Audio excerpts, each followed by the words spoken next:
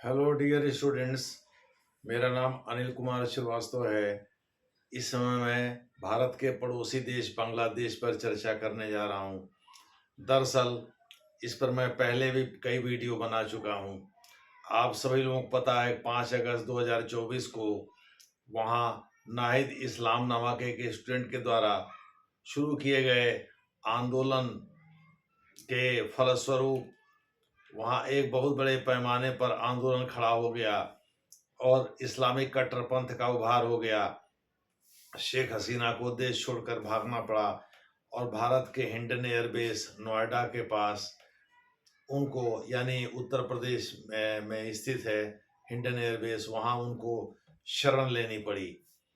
भारत में अभी तक वो हैं और मोहम्मद यूनुस तथा उनके गृह मंत्रालय और विदेश मंत्रालय के तमाम पदाधिकारी तथा यहाँ के एम्बेसडर बार बार ये मांग कर रहे हैं, या हाई कमिश्नर बार बार मांग कर रहे हैं कि भाई शेख हसीना को उनके अपराधों के ट्रायल के लिए बांग्लादेश को सौंपा जाए। लेकिन भारत काहे के लिए सौंपेगा? शेख हसीना भारत की मित्र मानी जाती हैं और भारत में ही उन्होंने शरण ले रखा है।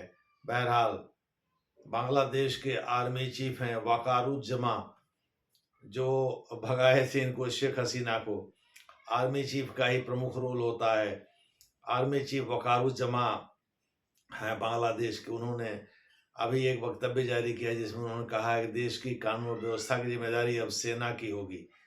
तो क्या बांग्लादेश अब सैन्य शासन की ओर, यानी मार्शल रूल की ओर बढ़ रहा है? यह देखना होगा, क्योंकि यह सही है कि मोहम्मद यूनुस जो कि वहाँ के चीफ एडवाइजर हैं, जो कि अनइलेक्टेड एक ऑफिशियल हैं, जो कि वर्चुअल पीएम का काम देख रहे हैं देश को, वो बांग्लादेश को संभाल नहीं पा रहे हैं। वहाँ अल्पसंख्यकों के विरुद्ध लगातार अत्याचार हो रहे हैं, उनको मारा काटा जा रहा है। वहाँ के इस्लामिक फॉलोअर्स के द्वारा, जिहादियों के द्वारा, और जमीयत उल इस्लामी, जमीयत इस्लामी उलेमा अल इस्लामी, उलेमा अल इस्लामी, जमीयत उलेमा अल इस्लामी इसमें प्रमुख भूमिका निभा रहा है। और बेगम खालिदा जिया की पार्टी बांग्लादेश नेशनलिस्ट पार्टी भी इसमें प्रमुख भूमिका निभा रही है। आप सभी लोगों को पता है कि बांग्लादेश नेशनलिस्ट पार्टी की प्रमुख बेगम खालिदा जिया 77 साल की हैं और उसी के आसपास शेख हसीना भी हैं, जो कि यहाँ भारत में शरण ली हुई हैं। ये आवामी लीग को रिप्रेजेंट करते हैं। इनके पिताजी मुजीबुर रहमान थे, जिनकी निर्ममता से हत्या कर दी गई थी 1975 में।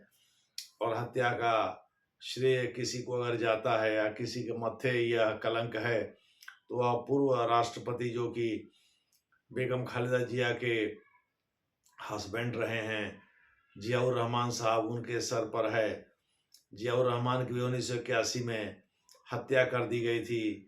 इसका आरोप उन लॉयलिस्ट पर लगा था जो मुजीबुर रहमान साहब के लॉयलिस्ट थे और बेगम खालिदा जिया के सपोर्टर थे। बेगम खालिदा जिया और इनकी बहन रेहाना, दो ही लोग बच गए थे 1975 में जब यह कत्लेआम हुआ। मोहम्मद यूनुस के घर में घुस करके उनके परिवार के सभी सदस्यों को चुन चुन करके, जियाउर रहमान उसमें आर्मी प्रमुख थे, उनके उनके द्वारा और उनकी सेना के द्वारा वध कर दिया गया। लेकिन 6 साल ही वो वहाँ सैन्य शासक रहे।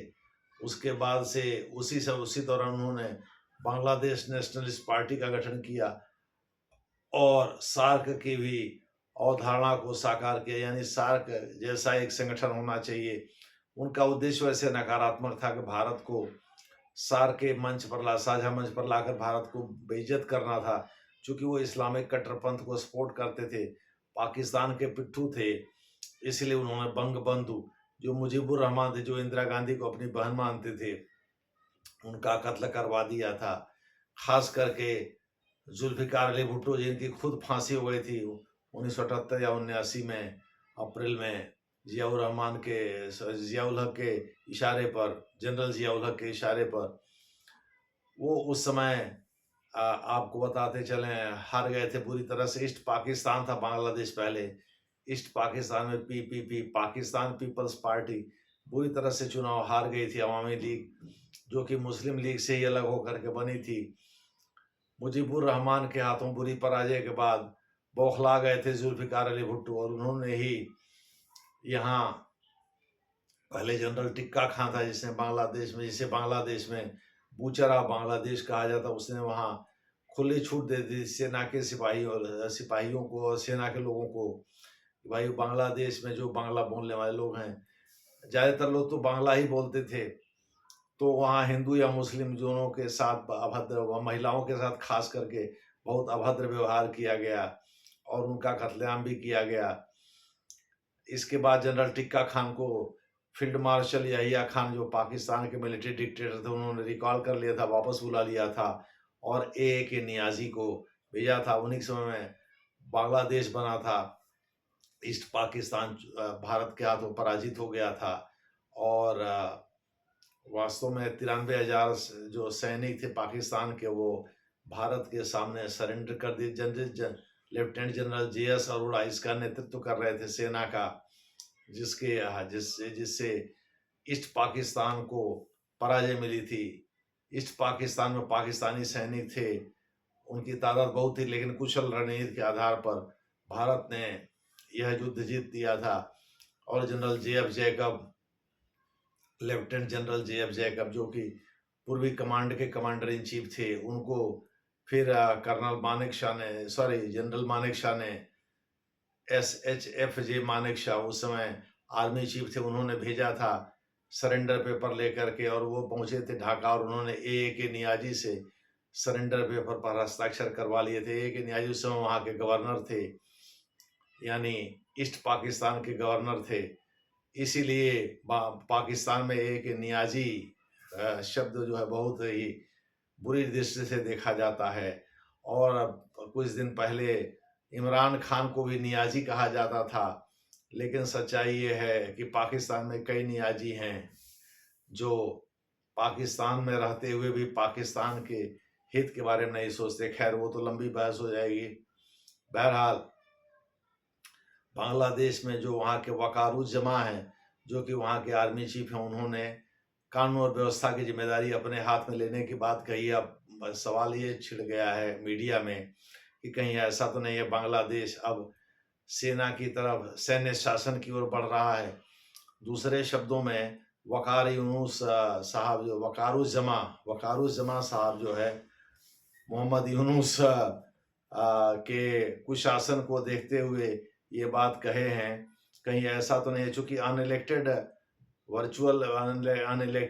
PM का काम कर रहे हैं चीफ एडवाइजर साहब मोहम्मद यूनुस साहब, तो कहीं ऐसा ना हो कि वकारुज्जमा, जो कि वहाँ के आर्मी चीफ हैं, वो इनडायरेक्टली सेना का शासन लागू करना चाहते हैं देश पर, या सेना पर ये जिम्मेदारी देकर के कानून व्यवस्था की जिम्मेदारी आप देखिए। वो ये बताना चाहते हैं दुनिया को, भाई मोहम्मद यूनुस साहब कानून और व्यवस्था की स्थिति ठीक नहीं कर पा रहे हैं, इसलिए मजबूरी में हमको यह कदम उठाना पड़ा। तो ऐसा नहीं, अमेरिका और भारत दोनों को यह संदेश दे रहे हैं। खैर, देखना होगा आगे क्या होता है, जैसा होगा वैसा आपको बताया जाएगा। धन्यवाद।